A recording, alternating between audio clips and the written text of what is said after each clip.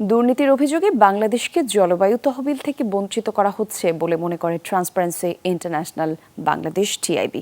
এক সংবাদ সম্মেলনে সংস্থাটির নির্বাহী পরিচালক ডক্টর ইফতেখারুজ্জামান বলেন, জিসিএফ ফান্ডের কার্যক্রম হতাশাজনক। এক্ষেত্রে প্রাতিষ্ঠানিক দুর্বলতা আছে। ক্ষতিগ্রস্ত দেশগুলো এই তহবিল থেকে পর্যাপ্ত অর্থ পাচ্ছে না বলেও জানান তিনি। বলেন, জিসিএফ হতাশাজনক এবং বৈষম্যমূলক আচরণ করছে। তিনি আরও বলেন, ইউএনডিপির বিরুদ্ধে এই তহবিলের অর্থ নিয়ে দুর্নীতির অভিযোগ থাকলেও তাদের তহবিল দেয়া হচ্ছে।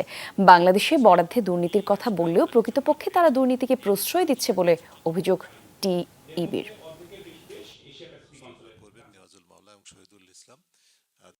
ইতিমধ্যেই জলবায়ু পরিবর্তনের যে মোকাবেলার জনিত কারণে আমাদের নিজস্ব জাতীয় অর্থায়নে মোকাবেলা করতে গিয়ে আমাদের ইতিমধ্যেই আমাদের ত্রাহি অবস্থা।